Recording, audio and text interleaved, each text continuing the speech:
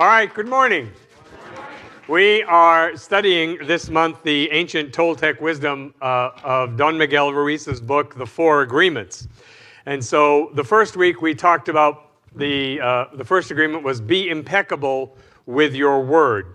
And so for us as students of the science of mind, this is really, really important. This is really a foundation of everything that we do in the science of mind, that we want to use our word to create, to give, to share, to put more love into the world. Because science of mind teaches us, just like Don Miguel Ruiz does, is that our word is our power to express, to communicate, to manifest, to create. You know, in the Bible it says, in the beginning was the Word, that everything starts with the Word. Everything starts with a word in your head, so that's an idea, and then it kind of comes out your mouth into form. Right? So it's the most powerful tool that we have. That with our word, we can build things up or we can tear things down. We can build another person up or we can tear them down. And your word, my word, are actually like seeds. And we are always planting something. You know, planting seeds about what we believe about life, planting seeds about what we believe about people, what we believe we deserve, what we believe we should be experiencing. You know, so using our words intelligently is really the right use of our energy. The second agreement from Don Miguel Ruiz is don't take anything personally. I wonder how you all did with that this week. Huh? Boy, you know, you talk about it and then there's every opportunity in the world to practice it or at least experience it. So I wonder if somebody says something to us, I wonder how willing we are or why are we so willing to agree with what other people say. You know, and I referenced that wonderful quote by Eleanor Roosevelt that nobody can make you feel bad about yourself without your consent. And why is it that we are so willing to consent? You know, that's just crazy to me. If somebody says something to you, you don't have to agree with it, do you? You know, nothing other people do is because of you. Really. It's not because of you. It's because of them. So here's the really important principle. What other people do is their karma. How you respond is your karma. And what people do is their karma, and how you respond is your karma, and on and on and on it goes. But Don Miguel Ruiz's encouragement to us is don't take the poison. Don't take the poison. When we take something personally, especially if it's negative, it's like poison. People think what they think. So what? Right? That's what they think. If you take it personally, you will suffer. Really, you will. Right? And people aren't bad. Of course, we know that. They're all just doing the best they can with the awareness, the level of consciousness they have right now. People are striving to get their needs met in the best way they know how. So now today, agreement number 3. Oh, I like this. This is juicy. Do not make assumptions. Oh, my God. Do you remember that old thing we used to say years ago, that when you assume, you make an ass out of you and me? It's still true. It's still absolutely true. And we make assumptions about everything, don't we? You know, what people do, what they don't do. We make assumptions about what people say and what they don't say. We make assumptions about what people think and what we think they don't think. The problem is, we believe that those assumptions are in fact actually true. And so, all right, we take it personally, we blame them, we react by sending people emotional poison with our words, right? Or our energy, we just, right? Now, it's no surprise to us now, in this day and age, everybody understands that energy is real, right? And that everything actually is energy. Energy vibrating at different frequencies. It's all energy, and so what we do with our energy becomes really, really important. Right? So if we make assumptions, we're looking for trouble once again. I know it's kind of like an addiction, isn't it? You know, let me assume something and then I can stir some stuff up. Yeah, that's what I'll do. We make assumptions, we misunderstand, we take it personally, we create a big drama for nothing, as if we've got to fill the time, that there's nothing else we could fill the time with. You know, I think a lot of sadness and a lot of drama we have lived has been rooted in making assumptions and taking things personally. Those two things right there. Making assumptions and taking it personally has really stirred the pot in our life. If you look, I think you will probably agree. The whole world of control between people is about making assumptions and taking things personally. Yeah. In fact, our whole experience of hell on earth is based on that. Because we create like an emotional poison by making assumptions and taking things personally. And you know, one of the things we often say is, you know, when you're in it, right? So it doesn't matter what it says on paper, because what you feel is real, right? And so if there has been a liberal sharing of emotional poison, it feels really real and it feels really bad. Why are we afraid to ask for clarification? See, this is the thing with assumptions, is that we don't ask for clarification. I make an assumption, and if I made the assumption, therefore, it's obvious I'm right. Isn't that what you think? That's what I think when we make an assumption. Well, of course, I made an assumption, I'm right. And then I defend my assumption, and that necessarily means that you're wrong. Oh, well, there you have it. There you have it. An assumption will often lead to suffering. So it's better to ask. I don't know why we can't just ask. You know, tell me what you want. Tell me what you need. Tell me what you'd like. Tell me so I can support you. How would you like to be supported? This is something I often share with people when I work with them one-on-one. And they'll talk about their interpersonal relationships and challenges they have. And I'll say, well, have you asked? Have you asked what they want? Well, no. Like, well, why not? As if that is like some horribly intimate, personal boundary that could not be crossed. Just ask what they want. Sometimes when I'm talking to couples before we do a little pre-wedding counseling, and so they come in, and so I'll give each of them like a Post-it. And I'll say, so let's talk about, say, children. Now, don't look at each other. Write down how many you would like to have, right? And so, and honest to God, this is almost always the way it goes. The woman will often put 1 or 2 question mark, and the guy will put like 7 or 8, right? And then we exchange Post-its, and that's when the fun really begins. It's great. It's great. Because she'll look at him and say, who do you think is going to have all these kids? What, are you crazy?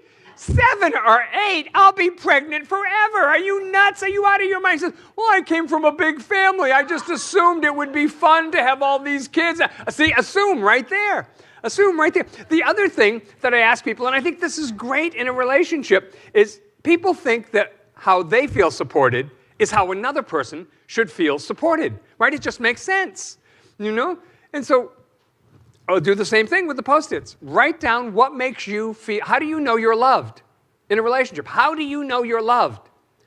How do you feel, what makes you feel supported in your relationship? They write these things down. And they write down completely different things. Completely different things. How is that possible? Because we're completely different people. Imagine that.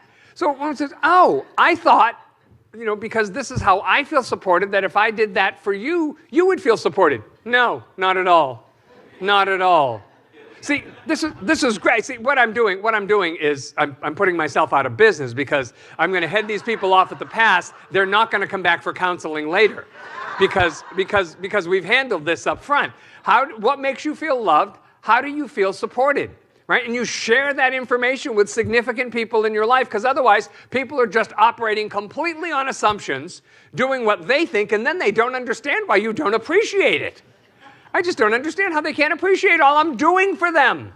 I mean, I am so there for them. No, you're there for them in a way you like to be thered for. Yeah, you know what I mean, right? But not necessarily the way they want to be thered for. Right, yeah. So an assumption, we can see that an assumption that we make will often lead to suffering. So it's just better to ask. The other side of this is we play, well, you should just know. Have you ever heard that? Doesn't that just send you over the edge? That just makes me crazy.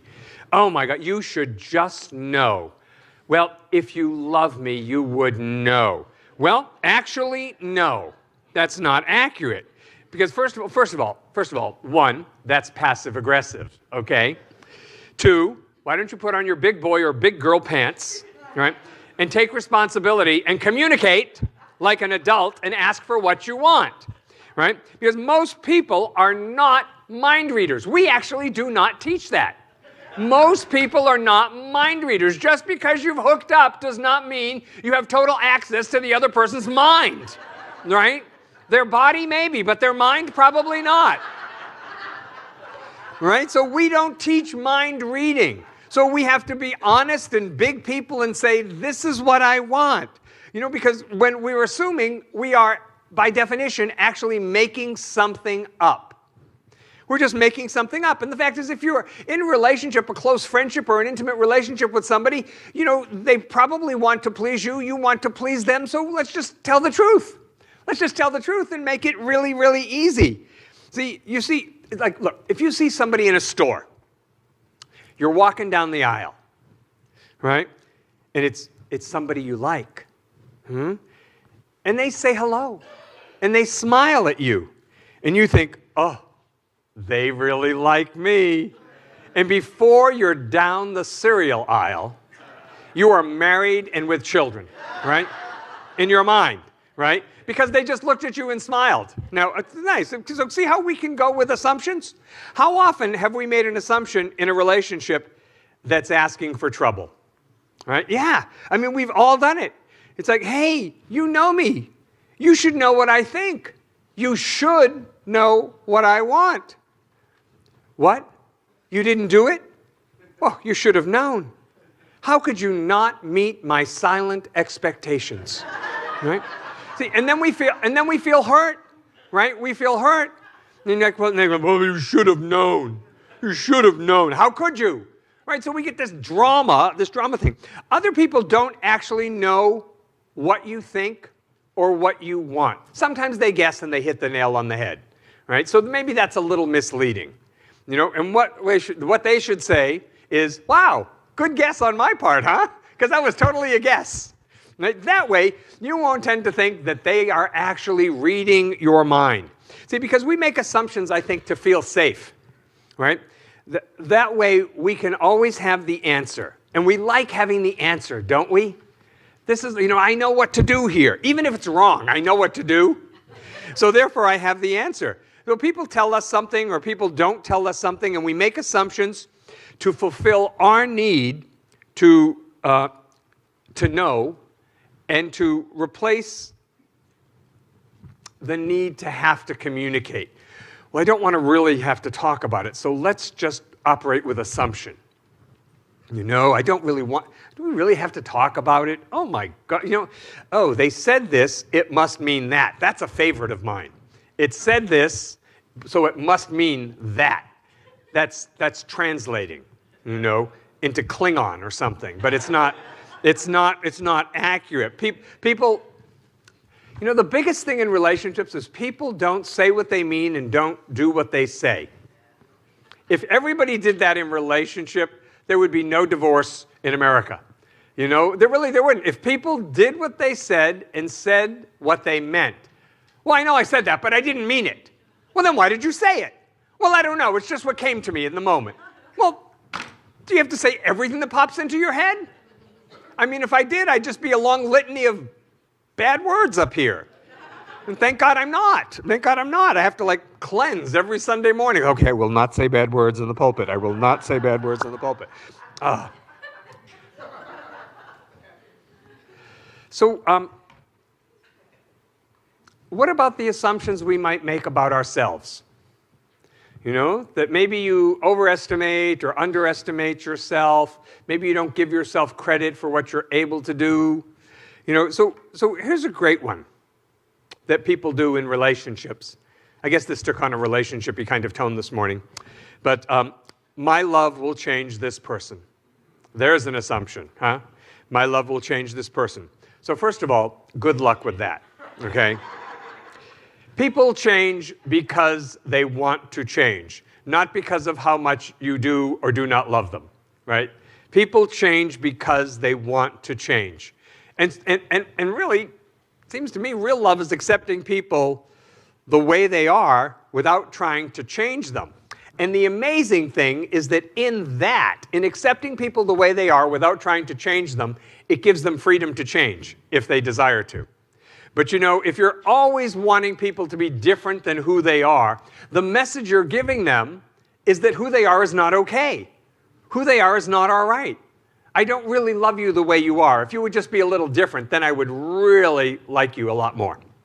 You know? Well, that doesn't feel good. Of course that doesn't feel good, you know? So the point is, you know, well, love people the way they are, you know, or find someone you like the way they are, you know? And they, by the way, and they should also love you the way you are, right? I mean, we even do this with friends. Well, okay, well, we'll hang out, but I don't really like them that much. I wish they'd be different. Well, then you're not doing them any favor by being their friend, to tell you the truth. You're taking up space. There are probably other people out there who would like them for exactly who they are, who will show up if you're not taking up the space. It's like a parking space, you know? Right? So with no assumptions, our communication changes. We will actually have less conflict. Wouldn't that be a nice thing, less conflict? There would be less conflict created by mistaken assumptions. So what's the solution? Ask questions. Say, I just want to be clear here. I would like some clarity. I would like to really understand, right? I've never heard about a friendship ending or an intimate relationship ending because somebody said, well, they just asked so many questions. They just really wanted to be clear about what I wanted, and I couldn't stand that clarity. I liked the vagueness. I liked the assumptions, you know. Think of all the human problems that could be solved if we could just have good, clear, honest, authentic communication. Ooh, God, it's scary, isn't it? I mean, it sounds yummy and scary and even a little bit prickly all at the same time. You know, it's sort of all of that. If we could have good, clear, honest, authentic communication all the time. And I think it's probably difficult to do because we so often do something different than that. You know? We talk to this person this way because of an assumption. We talk to this person this way because of an assumption. And actually, we're not serving ourselves or anyone. So this week, don't make assumptions. We'll see how we do with that. Let's pray. So we turn our attention inward now, grateful to be together in consciousness, grateful to know that God is right where we are, that we are surrounded, we are filled with God's Spirit, God's love, God's light, God's energy, and that we are all connected on the unseen side of life. So how great to know this and to come together in consciousness and speak the word that everyone gets to be lifted up, that we all get to move beyond assumptions. And that it's absolutely okay for us in all of our relationships to ask for greater clarity. To ask, what is it that would serve? What is it that someone wants? How can we be there for them? Without the assumption. Without the assumption. So we include in our prayer today our family members and friends and parents and children, wherever they are. We know God is right there, surrounding them, filling them, raising them up. We let our prayer be a blessing in the world. So all of those things that look troublesome, we say God is right there. And the God that we believe in is bigger than all of that. So God is right there as peace, as perfect outcome, as perfect solutions, as perfect situations and conditions. We bless our church. We bless all churches everywhere. We bless synagogues and temples and mosques and ashrams, all paths to God. And I know that we are blessed by being together, that everyone's consciousness gets raised up, that today we let go of something that does not serve us any longer, and we make room for Spirit's newness in our life. And so with a full heart, I give thanks that this is the truth. I release this word, and so it is. Together we all say, Amen.